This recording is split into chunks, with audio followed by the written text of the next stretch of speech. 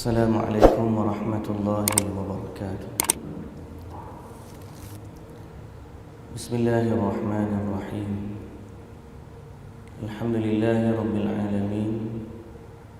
Wassalatu wassalamu ala ashrafil anbiya'i wal mursalin, Nabiyyina Muhammadin wa ala alihi wa sahbihi ajma'in.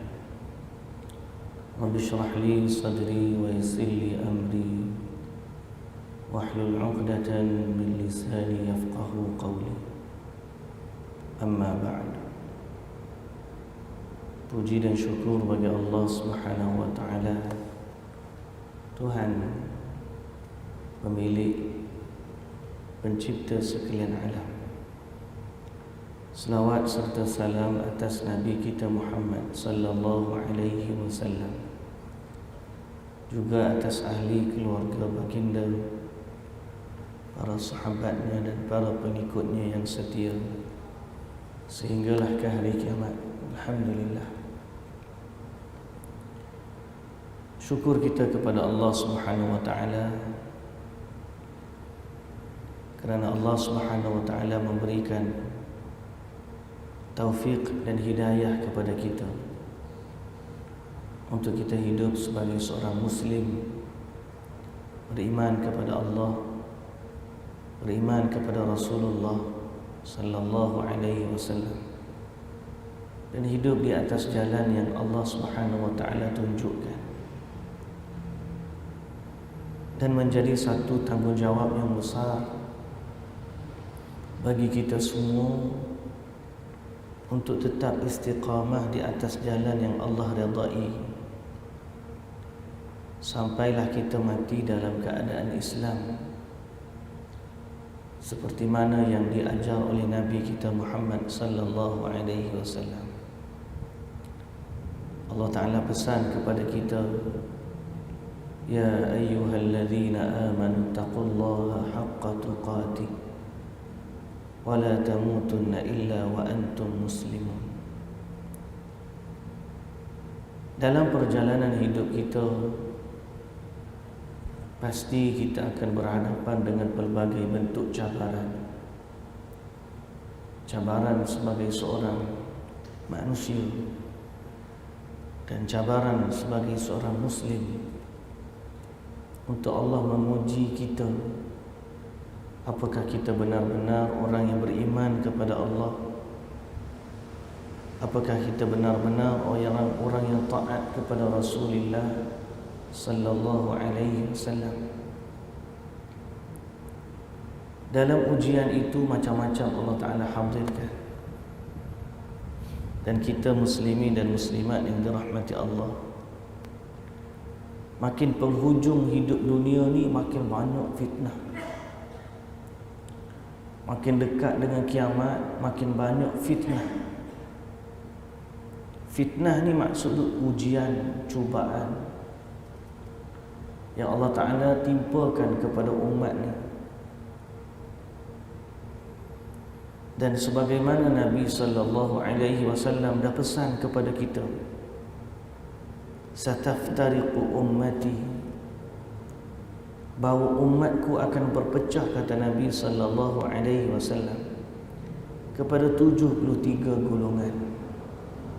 Semuanya akan berada di dalam neraka, kecuali satu sahaja, iaitulah orang yang berada di atas jalan Nabi dan juga jalan para sahabat. Oleh kerana itu, kita baca satu kitab untuk kita mengenali ciri golongan yang selamat ini. Ciri golongan yang disebut oleh Nabi sallallahu alaihi wasallam sebagai golongan yang selamat. Dan kita berdoa dengan penuh harapan dan penuh tawakal kepada Allah Subhanahu wa taala, agar Allah menjadikan kita sebahagian daripada golongan yang selamat ini. Dan untuk menjadi sebahagian daripada mereka, maka kita perlu memastikan ciri-ciri yang ada pada mereka itu ada juga pada kita. Dia bukan sekadar kita bercita-cita, oh aku insya-Allah termasuk dari golongan yang selamat itu, akulah yang selamat itu, tanpa kita memerhatikan kepada ciri-ciri. Tak boleh begitu. Bila kita berharap, kita berdoa kepada Allah agar kita termasuk dalam golongan yang selamat itu, maka kita mesti belajar apa ciri-ciri mereka, dan kita mesti berusaha, berikhtiar sedaya upaya memastikan ciri yang ada pada mereka itu ada juga pada kita. Barulah kita di saat itu tergolong dari kalangan golongan yang selamat. Muslimin dan muslimat yang dirahmati Allah Subhanahu wa taala sekalian, sebelum ni kita dah baca beberapa ciri yang ada pada mereka. Saya ulang secara ringkas 5 ciri golongan yang selamat itu. Yang pertama, golongan yang selamat adalah golongan yang setia mengikut manhaj Rasulullah. Sebagaimana Rasulullah ajarkan, begitulah yang mereka amalkan. Mereka ini berpegang pada Al-Quran dan juga As-Sunnah. Nombor 1. Nombor 2, ciri mereka apabila berlakunya perselisihan pendapat, mereka akan kembali merujuk kepada Al-Quran dan juga As-Sunnah berdasarkan firman Allah Subhanahu wa taala. Allah Ta'ala kata, فَإِن تَنَازَعْتُمْ فِي شَيْءٍ فَرُدُّوهُ إِلَى اللَّهِ وَالرَّسُولِ إِن كُنتُمْ تُؤْمِنُونَ بِاللَّهِ وَالْيَوْمِ الْآخِرِ ذَلِكَ خَيْرٌ وَأَحْسَنُ تَأْوِيلًا. Sekiranya ada perselisihan pendapat berlaku di kalangan kamu, maka kembalikanlah ia kepada Allah dan Rasul. Allah pesan macam tu. Jadi ciri yang kedua, apabila berlaku khilaf pendapat, masalah, maka yang menjadi pengadil antara kedua pihak yang bertelagah itu ialah Al-Quran dan juga As-Sunnah. Ini ciri nombor 2. Ciri yang ketiga, golongan yang selamat tidak akan mendahulukan perkataan sesiapa pun ke atas kalam Allah dan ke atas sabdaan Rasulullah sallallahu alaihi wasallam. Bererti kalau Allah kata macam tu, macam tu. Kalau Nabi kata macam tu, macam tu. Dia tidak akan mendahulukan perkataan orang lain lebih daripada Allah dan Rasul. Dia tak boleh kata, tak apalah Quran kata macam tu, aku nak buat macam ni. Dia tak boleh kata macam tu. Bila sebut Nabi SAW buat macam ni, dia kata tak apa yang tu Nabi, aku punya cara aku ada lain. Dia tak akan buat macam tu. Bila dia dengar Allah dan Rasul, apa yang keluar daripada mulut dia, sami'na wa ata'na. Ini ciri yang ketiga. Ciri yang keempat ialah mereka senantiasa menjaga kemurnian tauhid. Golongan yang selamat ni dia tahu Nabi diutuskan, tujuan utama Nabi diutuskan adalah untuk mengembalikan manusia kepada menyembah Allah yang Maha Satu, berdoa hanya kepada Allah, bersujud hanya kepada Allah, meminta tolong hanya kepada Allah, bertawakal dan berharap hanya kepada Allah. Mereka hanya bergantung kepada Allah, dan mereka tahu firman Allah, qul huwallahu ahad Allahus samad. Jadi apabila tiba-tiba ada orang mengajak kepada penyembahan atau permintaan atau doa kepada selain Allah, maka golongan yang selamat ini akan sangat berhati-hati. Mereka tidak akan minta kepada sesuatu yang lain selain dari Allah. kerana mereka menjaga kemurnian tauhid mereka. Mereka jaga diri mereka daripada tangkal dan azimat. Mereka jaga diri mereka daripada jampi serapah yang karut. Mereka jaga diri mereka daripada ilmu-ilmu sihir. Semua perkara yang terlibat dengan minta pertolongan kepada selain Allah atau memperhambakan diri kepada selain Allah, maka golongan ini akan berlepas diri darinya, kerana mereka menjaga kemurnian tauhid kepada Allah Subhanahu wa taala. Sebab itulah inti ajaran Nabi sallallahu alaihi wasallam. Baik, itu yang kita dah baca sebelum daripada ni. Malam ni kita nak sambung lagi. Ada beberapa ciri lagi golongan ini. Ciri yang kelima, golongan yang selamat senang menghidupkan sunnah-sunnah Rasulullah sallallahu alaihi wasallam dalam kehidupan mereka. Golongan yang selamat ni bila dia dengar sunnah Nabi, dia akan rasa seronok nak buat.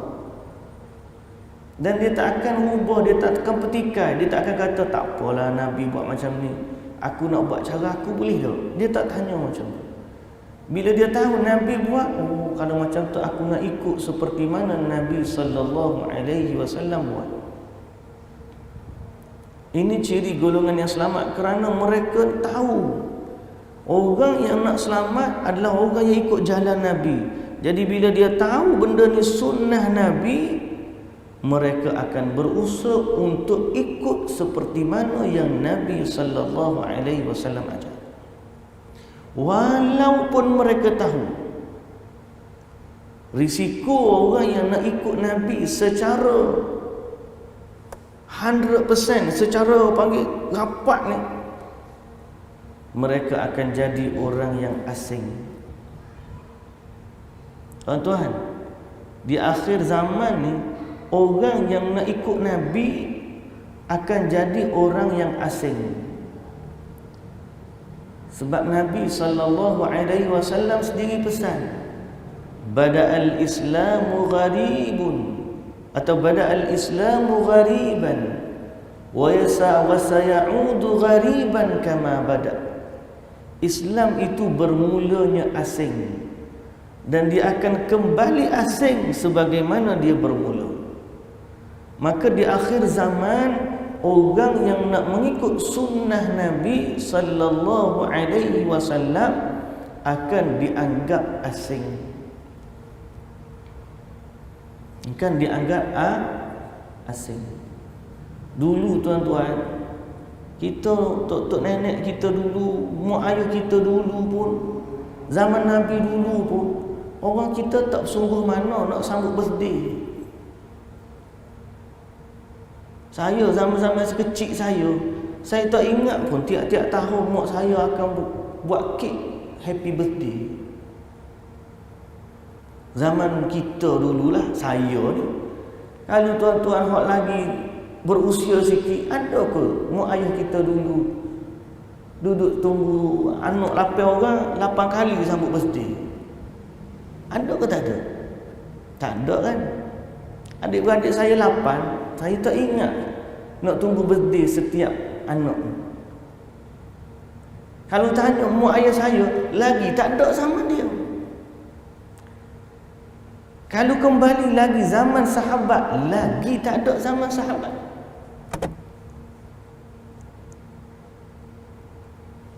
Kemudian zaman ni kalau tiba-tiba ada orang kata saya tak nak sambut birthday sebab saya nak ikut sunnah Nabi sallallahu alaihi wasallam, tak pernah sambut birthday.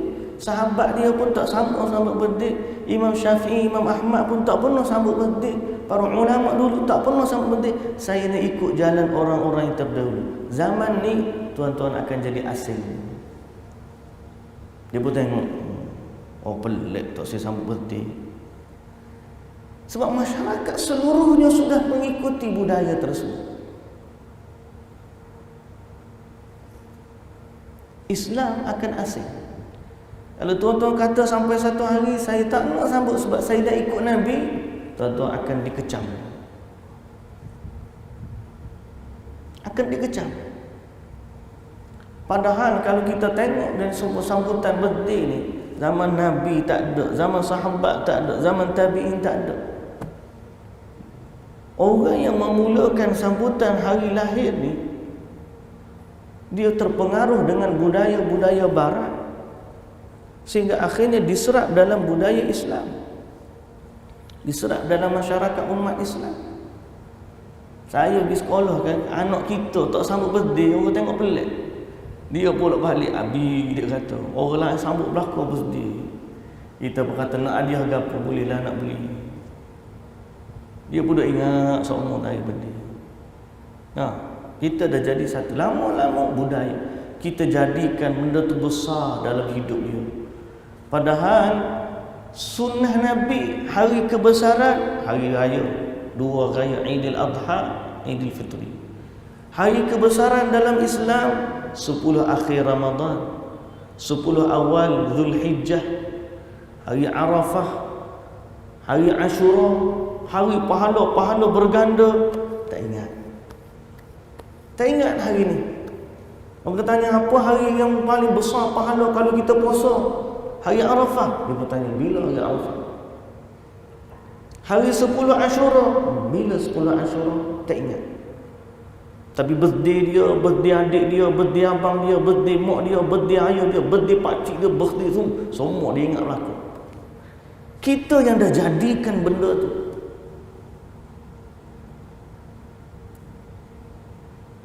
Itu baru satu contoh, tuan-tuan. Kita akan jadi asing di saat kita nak menghidupkan sunnah.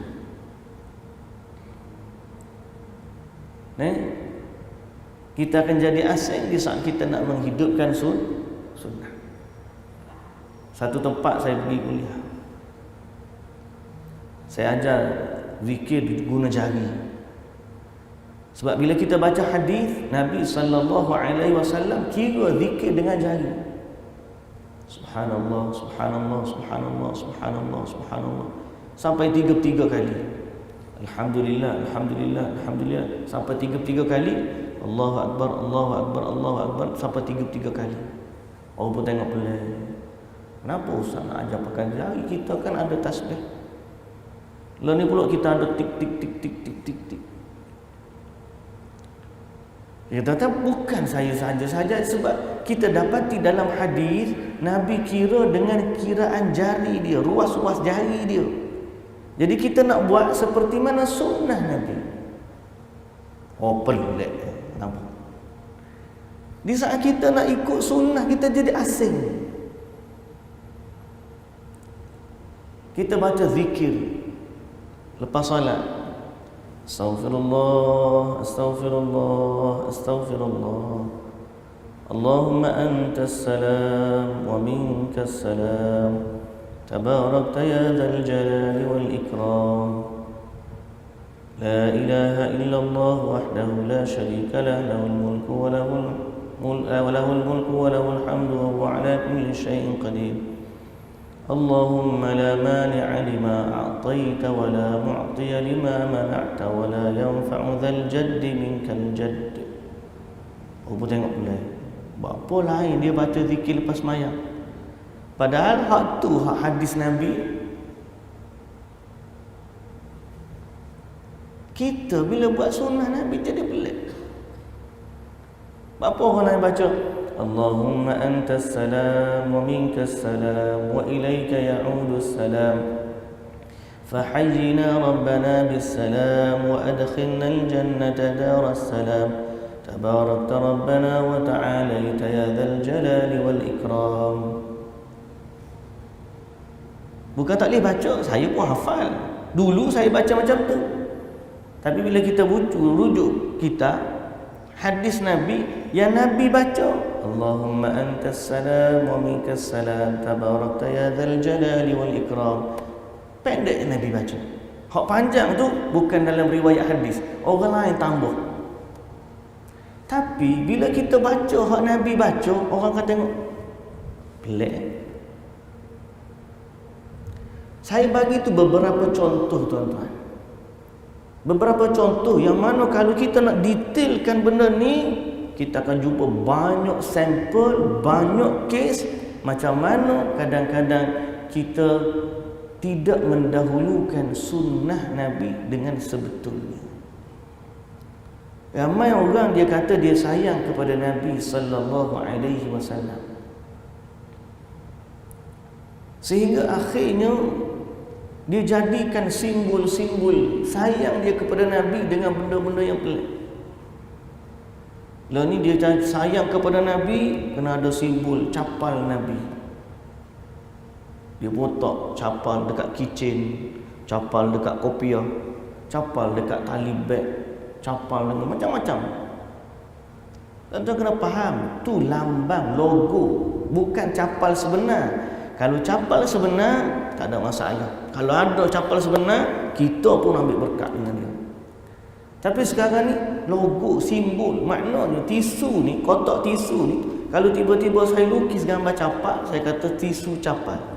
Asal tak di benda ni biasa, dengan logo tu tiba-tiba jadi berkat. Saya juga boleh ambil gelas ni, saya lukis logo, gelas capal. Asal dia kedai Iko pun boleh jual. Tapi letak orang bercapal, tiba-tiba dia jadi berkat. Kalau Nabi sungguh pakai gelas tu, kita tak ada masalah.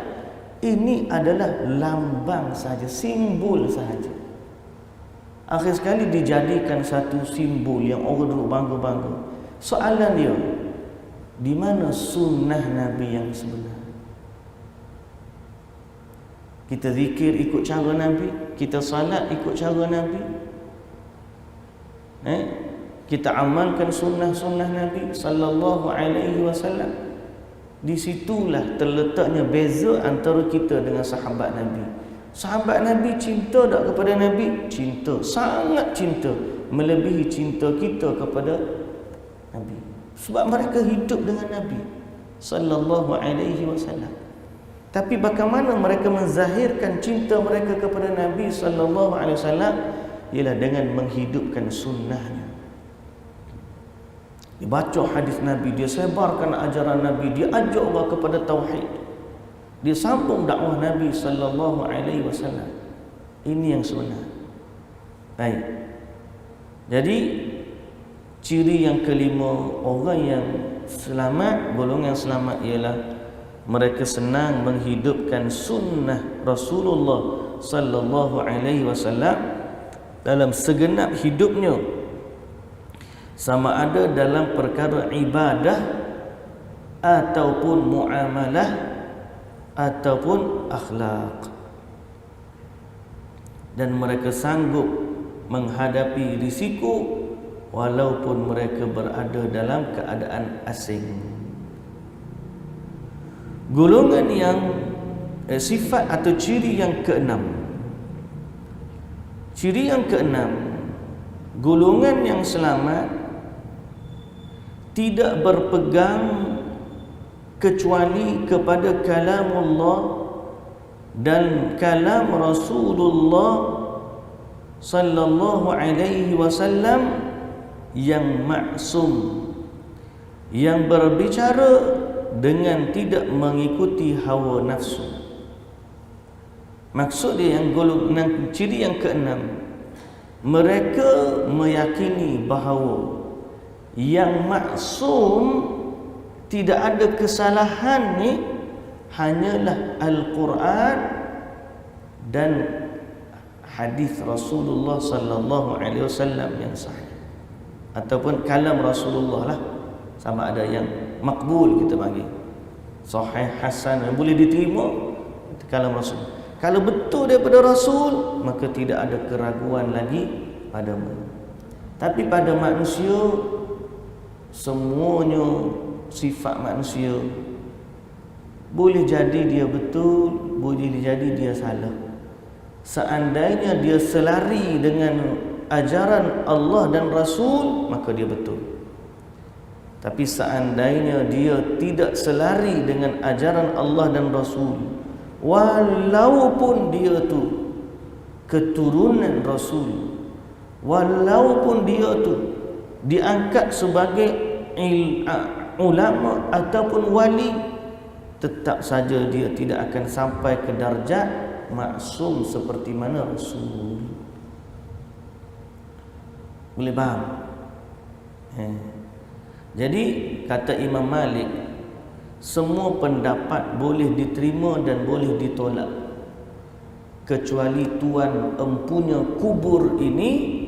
Dan Imam Malik menunjukkan kepada kubur Rasulullah sallallahu alaihi wasallam. Ulama-ulama kita boleh pilih pandangan dia. Di saat kita memilih nak tengok pandangan-pandangan, oh Imam Syafi'i ni mazhab Imam Ahmad, ni mazhab Imam Malik, kita pun ambil pandangan Imam Syafi'i. Orang kata betul boleh ke? Macam mana pula dengan mazhab Imam Ahmad? Maknanya kita kata tak apa, kita memilih salah satu daripada pandangan ulama yang mu'tabar. Kita tolak pandangan yang lain, tak ada masalah selama kita berada dalam ahli sunnah wal jamaah.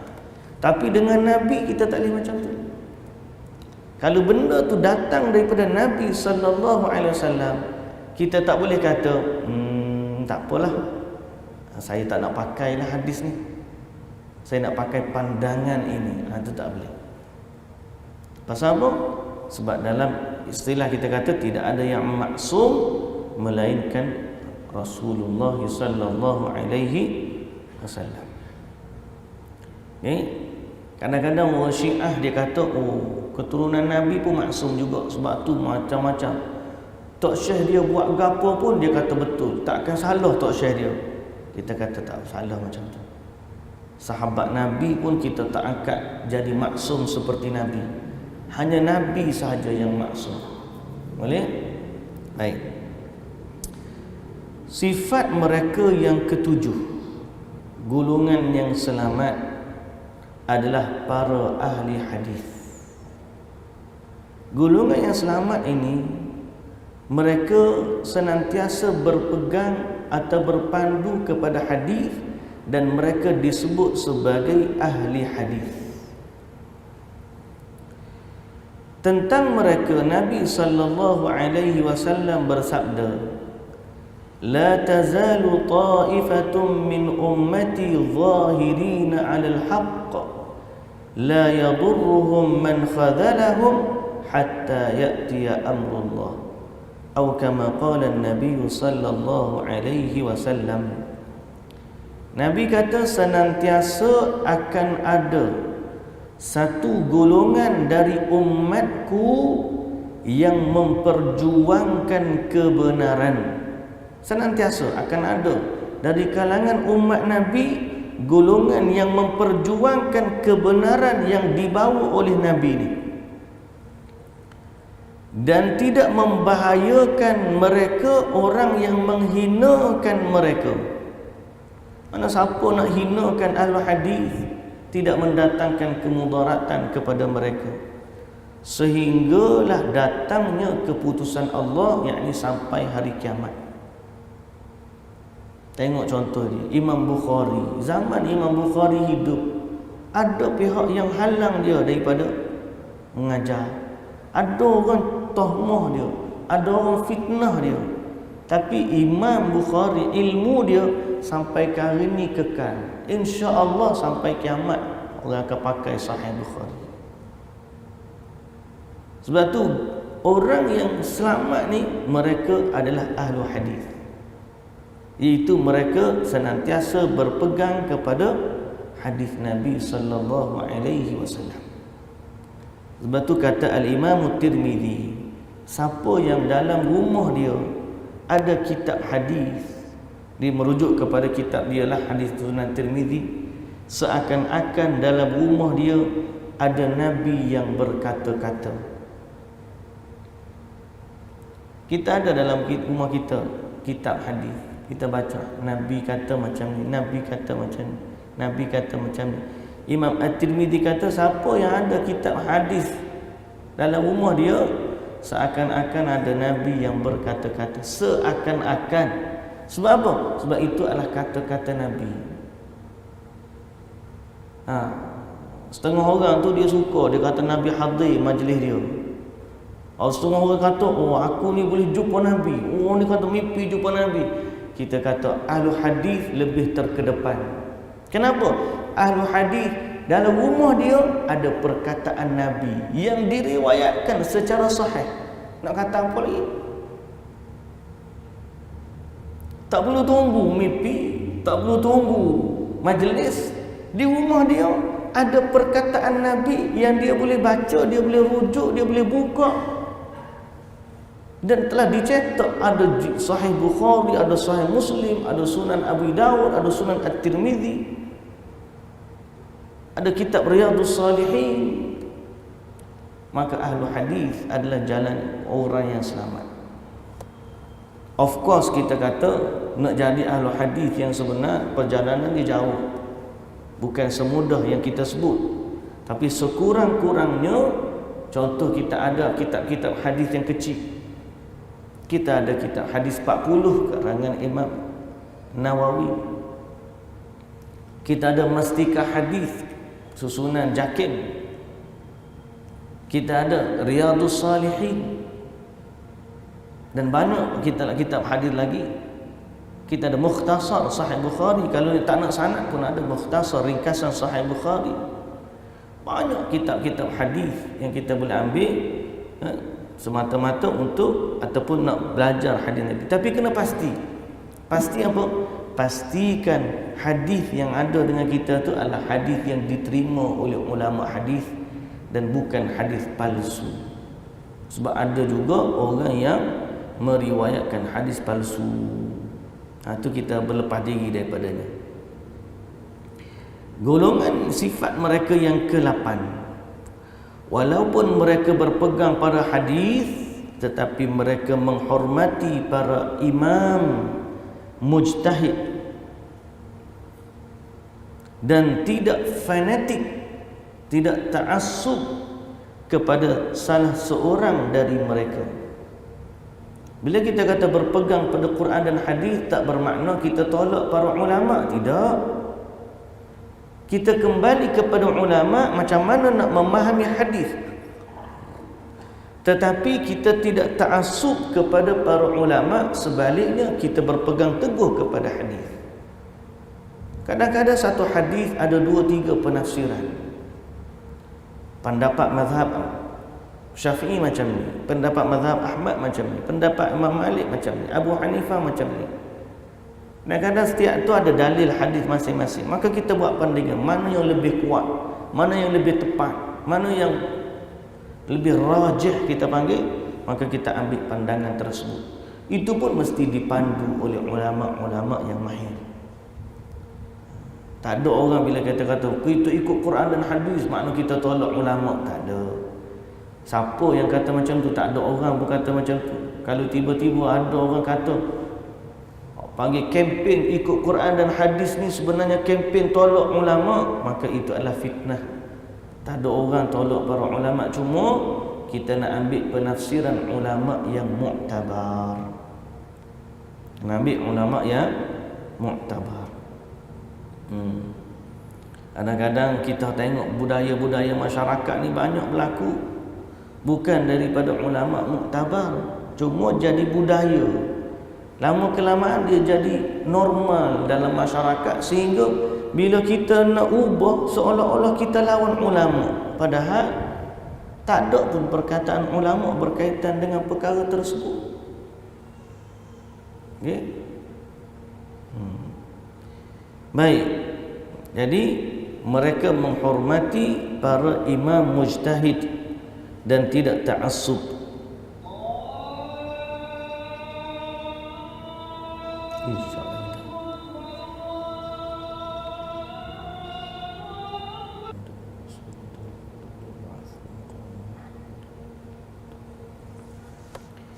Baik muslimin dan muslimat yang dirahmati Allah Subhanahu wa taala sekalian. Bila kita sebut kita menghormati para ulama, iaitu para imam mujtahid. Okey. Para imam mujtahid, dan kita mengambil kefahaman dari mereka tentang memahami Al-Quran dan juga hadis yang sahih, selama pandangan dan pendapat-pendapat itu sejalan atau selari dengan hadis yang sahih. Ini sebenarnya sesuai dengan wasiat para imam itu sendiri. Kerana imam-imam mujtahid telah meninggalkan wasiat agar para pengikutnya mengambil kefahaman dari hadis yang sahih. Imam Syafi'i sendiri pesan begitu, Imam Ahmad pun pesan begitu, Imam Malik pun pesan begitu, dan mereka juga pesan supaya meninggalkan setiap pendapat yang bersalahan atau bertentangan dengan hadis yang sahih. Jadi di saat kita kata memilih pandangan, bukan bererti kita menolak para ulama, tetapi kita mendahulukan pandangan yang lebih tepat, yang selari dengan Al-Quran dan juga As-Sunnah. Yang seterusnya, yang ke-9, golongan yang selamat menyeru kepada ma'ruf dan mencegah dari yang mungkar. Muslimin dan muslimat yang dirahmati Allah, apa benda yang ma'ruf dan apa benda yang mungkar? Sebelum kita buat kerja amar ma'ruf nahi mungkar, kita kena tahu dulu apa yang ma'ruf, apa yang mungkar. Yang ma'ruf ialah apa yang diajak oleh Rasulullah sallallahu alaihi wasallam. Apa yang Nabi ajak kepadanya, itulah benda ma'ruf. Dan apa yang ditegah dan dilarang oleh Nabi sallallahu alaihi wasallam, itulah benda mungkar. Jadi sebab itu para Nabi sallallahu alaihi wasallam memerintahkan supaya dibongkar kubur-kubur yang orang panggil kubur-kubur yang disembah. Nabi mengajak orang supaya menyembah Allah semata-mata, tidak menyembah patung-patung berhala. Nabi keluarkan patung-patung berhala daripada Kaabah. Dan kita ada ajaran Islam yang dibawa oleh Nabi sallallahu alaihi wasallam. Jadi sebelum kita buat kerja amar ma'ruf nahi mungkar, kita kena belajar dulu dan kita kenal dulu mana benda ma'ruf, mana benda mungkar. Dibimbangi ialah bila kita tak mengaji, kita tak belajar, kita tak tahu, kita ajak kepada benda mungkar dalam sangkaan kita dia benda ma'ruf. Sebaliknya kita cegah daripada benda ma'ruf dalam sangkaan kita bahawa dia adalah mungkar. Berapa ramai ulama-ulama yang tidak diberikan kesempatan, tidak diizinkan untuk menyampaikan ilmu mereka di atas sangkaan jahat yang dilakukan oleh musuh-musuh Islam. Saya sebut tadi Imam Bukhari sendiri dihalang daripada mengajar di tempat dia. Betapa banyak orang yang nak mengajak kepada sunnah Nabi sallallahu alaihi wasallam dilabel dengan labelan macam-macam sehingga dihalang, seolah-olah mereka mencegah benda mungkar padahal mereka sedang menahan benda ma'ruf dari disebarkan. Sebab tu kita kena kenal mana benda ma'ruf, mana benda mungkar. Ada orang berusaha menyebarkan benda yang mungkar. Nabi tak suruh, Nabi tak ajar, Nabi larang, tapi sangkaan dia inilah sunnah pada dia. Lalu dia kempen, dia buat, dia sungguh-sungguh padanya. Tapi dia lupa bahawa apa yang dia kempen dan dia ajak manusia itu sebenarnya termasuk dalam larangan Nabi sallallahu alaihi wasallam. Jadi sebab tu kepentingan kita orang yang nak selamat kena dengan belajar. Belajar mana Nabi suruh betul-betul, mana Nabi larang betul-betul. Okey. Muslimin dan muslimat yang dirahmati Allah Subhanahu wa taala sekalian, itu yang dapat kita sampaikan secara secara umum lah. Nak tahu lebih ataupun itu, tuan-tuan kita kena banyakkanlah buat cross check rujukan silam, baca kitab, kembali kepada tafsir, baca hadis, baca tulisan ulama-ulama yang muktabar, barulah kita tahu, kita faham macam mana agama yang sebenar yang diajar oleh Nabi kita Muhammad sallallahu alaihi wasallam. Baik muslimin dan muslimat yang dirahmati Allah, kita berhenti setakat itu dulu. Apa yang baik dari Allah Subhanahu wa taala, yang tidak baik dari kekurangan saya, kita berdoa kepada Allah dengan doa yang sungguh-sungguh agar Allah bagi kepada kita kefahaman dalam agama. Dan kefahaman agama bukan ikut mana ustaz yang kita suka, seronok. Dan kita tengok, oh sedap ustaz ni ngajar. Orang ni kata sedap, tak sedap ustaz ni ngajar. Saya nak dengar hak ni. Agama ni bukan milik individu. Sebaliknya, kita minta orang, kita ajak manusia. Walaupun orang lupa kepada kita, walaupun kita tak disebut orang, kita tak ada masalah. Sebab bukan kita ajak untuk kita. Sebaliknya, kita nak ajak orang kembali kepada agama Allah Subhanahu wa taala. Selama mereka beriman dan taat kepada Allah, itulah kebahagiaan kita.